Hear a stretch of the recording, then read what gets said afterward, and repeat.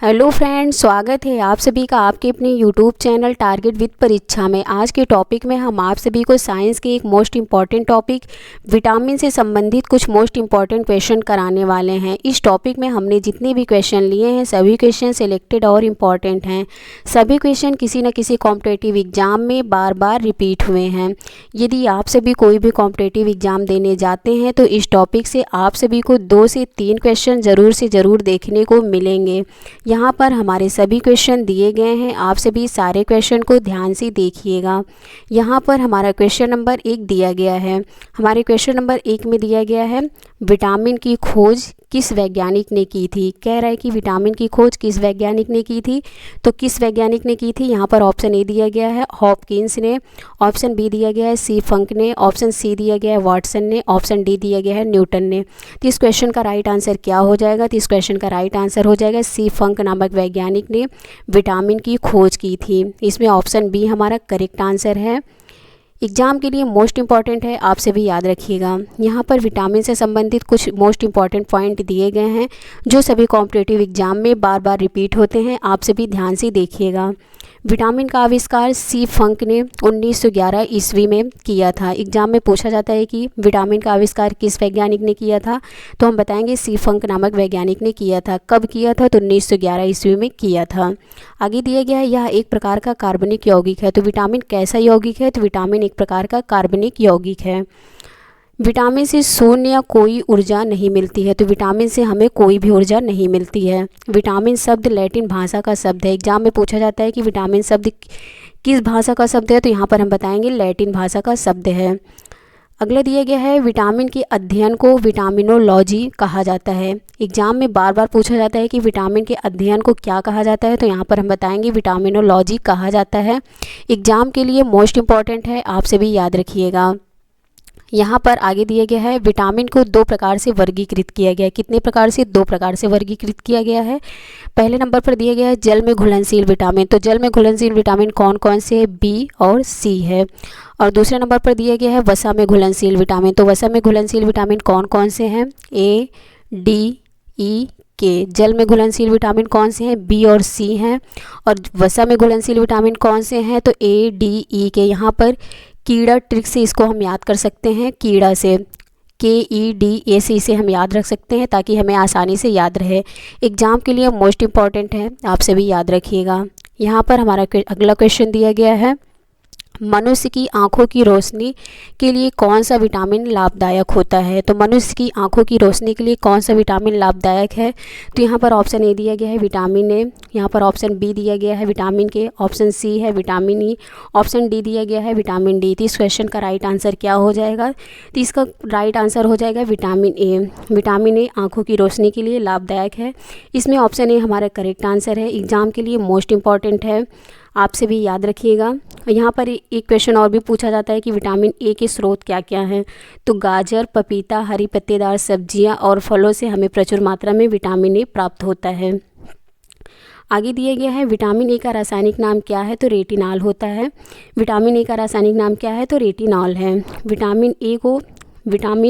Vitamin को anti cancer vitamin भी कहा जाता है।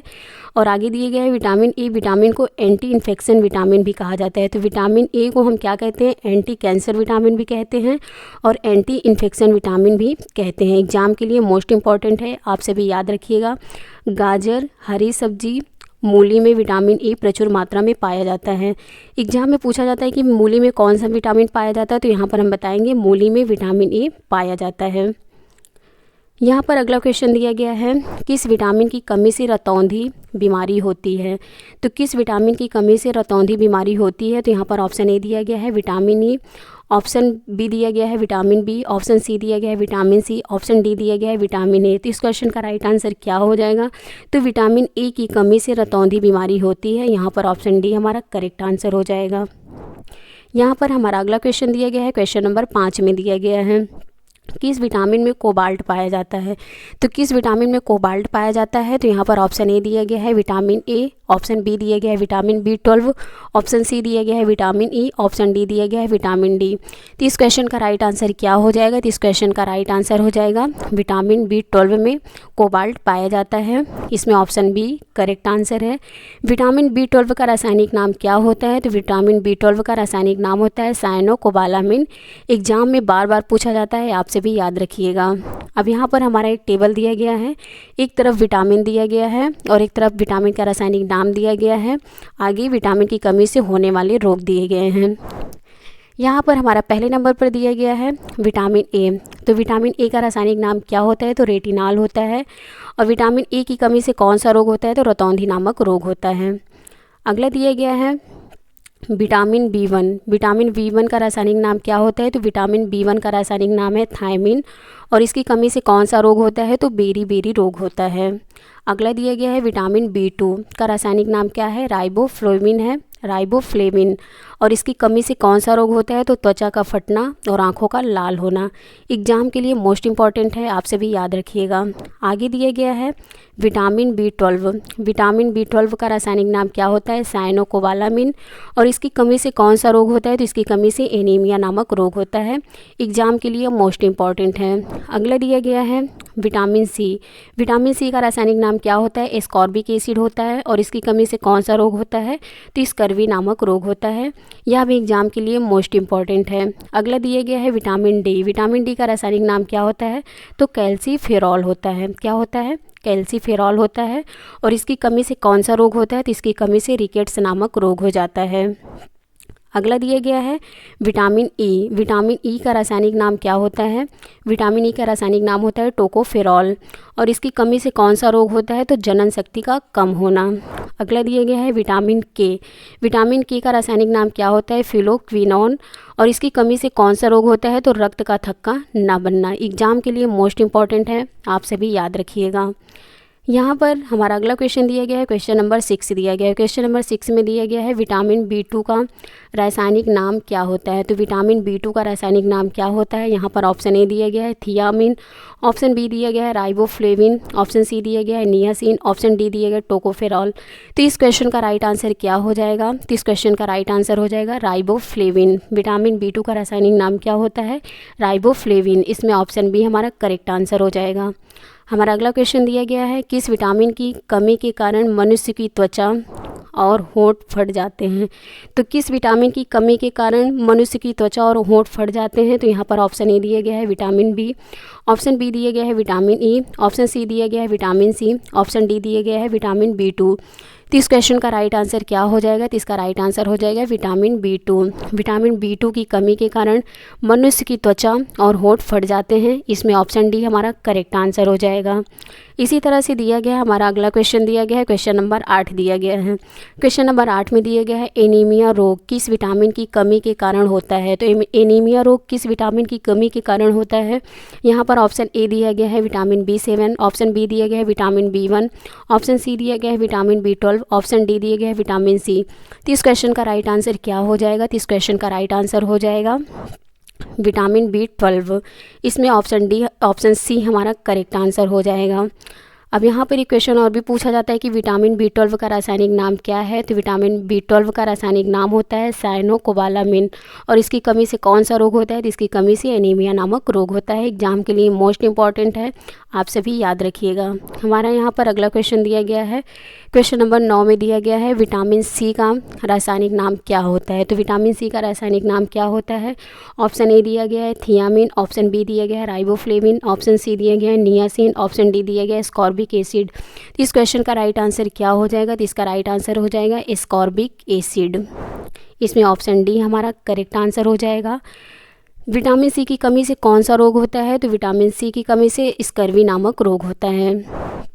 यहाँ पर आगे दिया गया है विटामिन सी की कमी के कारण कौन से रोग होते हैं? यहाँ पर दिया गया है विटामिन सी की कमी के कारण कौन से रोग होते हैं। पहला हमारा मसूड़ों में खून आने लगता है और दूसरे नंबर पर स्कर्वी नामक रोग हो जाता है। एक क्वेश्चन और भी पूछा जाता है कि किसमें विटामिन सी प्रचुर मात्रा में पाया जाता है, या विटामिन सी का सबसे अच्छा स्रोत क्या है। तो विटामिन सी का सबसे अच्छा स्रोत आंवला होता है। एग्ज़ाम के लिए मोस्ट इम्पॉर्टेंट है, आप सभी याद रखिएगा। अगला दिया गया है हमारा क्वेश्चन नंबर 10 दिया गया है। क्वेश्चन नंबर 10 में दिया गया है विटामिन डी का रासायनिक नाम क्या होता है।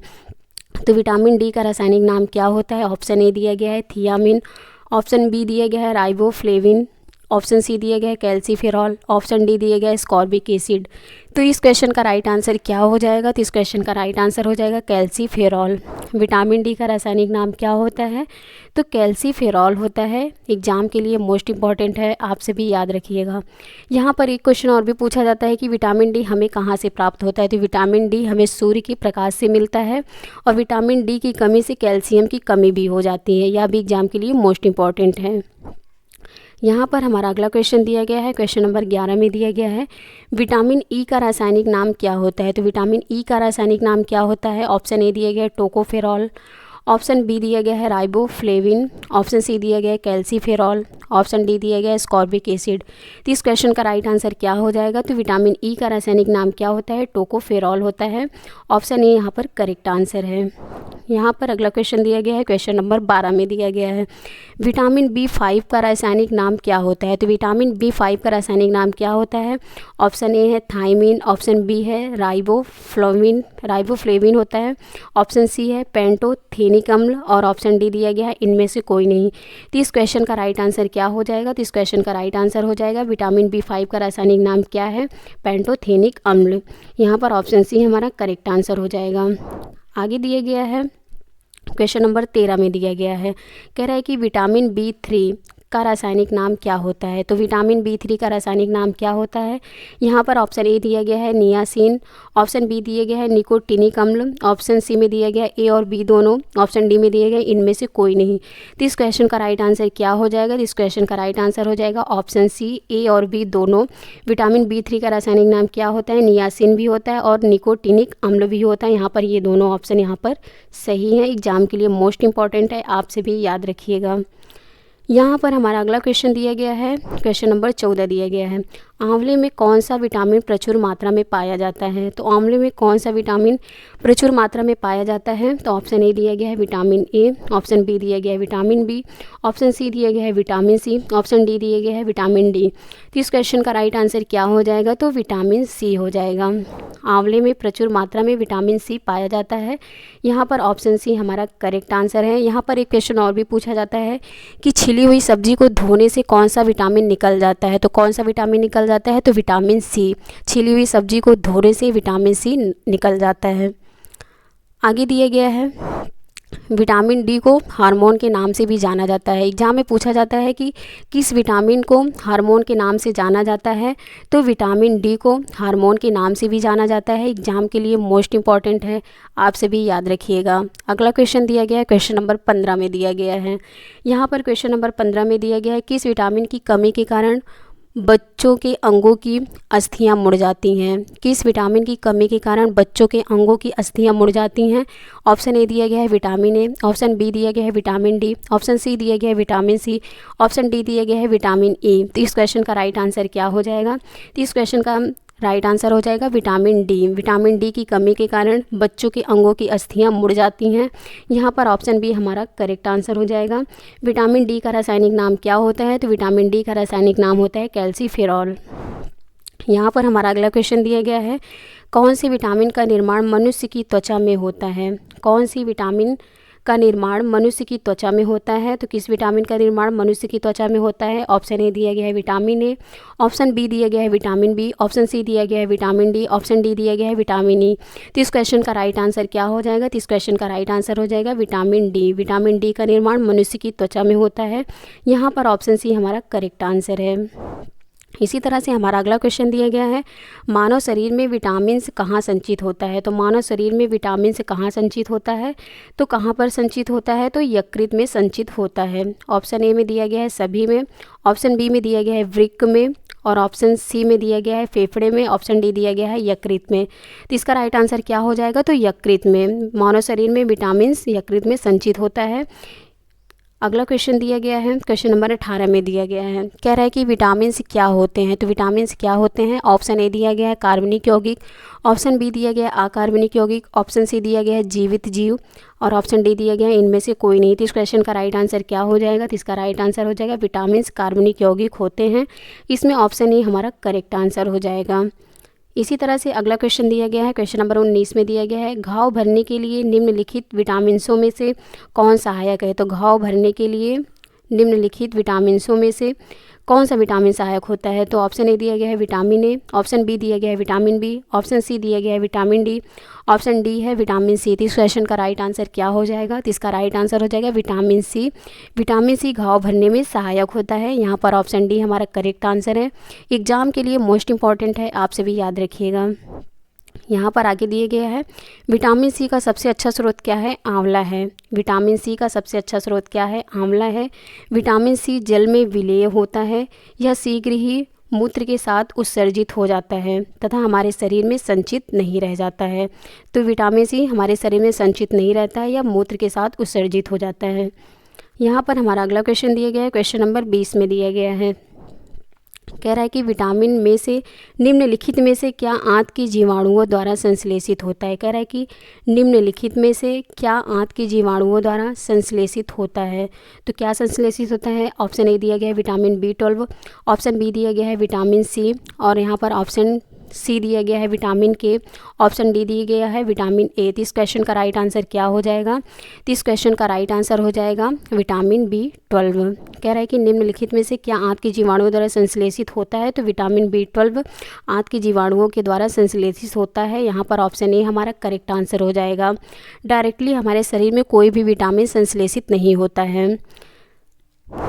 यहाँ पर दिया गया है, मनुष्य के आंत की जीवाणुओं द्वारा विटामिन B12 और तथा विटामिन के दोनों संश्लेषण किया जाता है। कह रहे हैं कि मनुष्य की आंत की जीवाणुओं द्वारा विटामिन B12 तथा विटामिन के दोनों का संश्लेषण किया जाता है। अगला क्वेश्चन दिया गया है, क्वेश्चन नंबर 21 में दिया गया है, कह रहा है कि निम्नलिखित विटामिनों में से कौन सा किसी स्वप्न को पर्याप्त अवधि तक याद रखने में सहायक होता है। तो कौन सा विटामिन है जो स्वप्न को पर्याप्त अवधि तक याद रखने में सहायक होता है। तो कौन सा विटामिन है, ऑप्शन ए दिया गया है विटामिन ए, ऑप्शन बी दिया गया है विटामिन डी, ऑप्शन सी दिया गया है विटामिन B6, ऑप्शन डी दिए गए है विटामिन सी। तो इस क्वेश्चन का राइट आंसर क्या हो जाएगा, तो इसका राइट आंसर हो जाएगा विटामिन B6। यहाँ पर ऑप्शन सी हमारा करेक्ट आंसर हो जाएगा। इसी तरह से हमारा अगला क्वेश्चन दिया गया है, क्वेश्चन नंबर 22 में दिया गया है, कह रहा है कि निम्नलिखित युग्मों में से कौन सा सुमेलित नहीं है। तो यहाँ पर थायमीन की कमी से कौन सा रोग होता है, तो कौन सा रोग होता है, तो बेरी रोग होता है। किसका रासायनिक नाम है, तो विटामिन B1 का रासायनिक नाम है थायमीन और इसकी कमी से कौन सा रोग होता है, तो बेरी रोग होता है। विटामिन डी की कमी से कौन सा रोग होता है, तो सूखा रोग होता है। विटामिन डी का रासायनिक नाम क्या होता है, कैल्सीफेरॉल होता है। और यहाँ पर दिया गया है विटामिन के, तो विटामिन के से बांझपन नहीं होता है। विटामिन के की कमी से कौन सा रोग होता है, तो रक्त का थक्का ना बनना। और विटामिन के का रासायनिक नाम क्या होता है, तो फिलोक्विनोन होता है। क्या होता है, विटामिन के का रासायनिक नाम क्या होता है, फिलोक्विनोन होता है। और इसकी कमी से कौन सा रोग होता है, तो इसकी कमी से रक्त का थक्का नहीं बनता है, रक्त का थक्का ना बनना। और बांझपन किससे होता है, तो विटामिन ई की कमी से बांझपन होता है, विटामिन ई की कमी से। और विटामिन ई का रासायनिक नाम क्या होता है, तो टोकोफेरॉल होता है। यही इसमें आसुमेलित था। और यहाँ पर विटामिन B3 की कमी से कौन सा रोग होता है, पेलाग्रा नामक रोग होता है। विटामिन B3 की कमी से पेलाग्रा और मानसिक विकार यानी कि मंदबुद्धि भी होता है।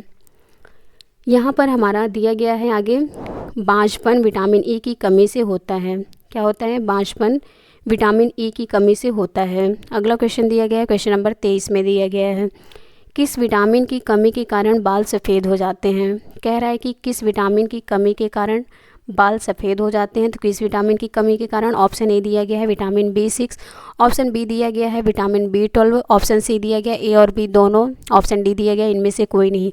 इस क्वेश्चन का राइट आंसर क्या हो जाएगा, तो ऑप्शन सी इसका करेक्ट हो जाएगा। ए और बी दोनों किस विटामिन की कमी के कारण बाल सफ़ेद हो जाते हैं, तो विटामिन B6 और विटामिन B12 दोनों की कमी के कारण बाल सफ़ेद हो जाते हैं। इसमें ए और बी दोनों सही हो जाएगा। हमारा अगला क्वेश्चन दिया गया है, क्वेश्चन नंबर 24 दिया गया है, हमारे शरीर में कौन सा विटामिन सबसे तीव्रता से बनता है। हमारे शरीर में कौन सा विटामिन सबसे तीव्रता से बनता है। तो ऑप्शन ए दिया गया है विटामिन ए, ऑप्शन बी दिया गया है विटामिन बी, ऑप्शन सी दिया गया है विटामिन सी, ऑप्शन डी दिया गया है विटामिन डी। इस क्वेश्चन का राइट आंसर क्या हो जाएगा। तो इसका राइट आंसर हो जाएगा विटामिन डी। अगला क्वेश्चन दिया गया है, क्वेश्चन नंबर 25 में दिया गया है, कौन सा विटामिन शरीर में बनने वाले हानिकारक रसायन को नष्ट कर देता है। कह रहा है कि कौन सा विटामिन शरीर में बनने वाले हानिकारक रसायन को नष्ट कर देता है। तो ऑप्शन ए दिया गया है विटामिन बी, ऑप्शन बी दिया गया है विटामिन ए, ऑप्शन सी दिया गया है विटामिन ई, ऑप्शन डी दिया गया है विटामिन सी। तो इस क्वेश्चन का राइट आंसर क्या हो जाएगा। तो इसका राइट आंसर हो जाएगा विटामिन ई। विटामिन ई शरीर में बनने वाले हानिकारक रसायन को नष्ट कर देता है। यहाँ पर ऑप्शन सी हमारा करेक्ट आंसर हो जाएगा। आगे यहाँ पर कुछ इंपॉर्टेंट पॉइंट दिए गए हैं जो एग्ज़ाम के लिए मोस्ट इम्पॉर्टेंट है। विटामिन B3 का रासायनिक नाम क्या होता है। नियासिन या निकोटिनिक अम्ल होता है। विटामिन B3 का रासायनिक नाम क्या होता है। नियासिन या निकोटिनिक अम्ल होता है। इसकी कमी से पेलाग्रा रोग होता है। इसकी कमी से पेलाग्रा और मानसिक विकार यानी कि मंदबुद्धि रोग होता है। अगला दिया गया है विटामिन B5। विटामिन B5 का रासायनिक नाम क्या होता है। पेंटोथेनिक अम्ल होता है। इसकी कमी से चर्म रोग और वृद्धि कम होता है। अगला दिया गया है विटामिन B6। विटामिन B6 का रासायनिक नाम क्या होता है। पायरिडॉक्सिन होता है। एग्जाम के लिए मोस्ट इंपॉर्टेंट है, आपसे भी याद रखिएगा। अगला दिया गया है विटामिन B7। विटामिन B7 का रासायनिक नाम क्या होता है। बायोटिन होता है। यह भी एग्जाम के लिए मोस्ट इंपॉर्टेंट है। तो फ्रेंड्स, ये थी हमारी आज की क्लास। इसका PDF आप सभी को हमारे टेलीग्राम चैनल पर मिल जाएगा। डिस्क्रिप्शन बॉक्स में टेलीग्राम चैनल का लिंक दिया गया है, आप सभी ज्वाइन कर लीजिए। यदि फ्रेंड्स आप सभी को वीडियो अच्छी लगी हो तो वीडियो को लाइक करें, चैनल को सब्सक्राइब करें और वीडियो को ज़्यादा से ज़्यादा शेयर करें। Thanks for watching this video.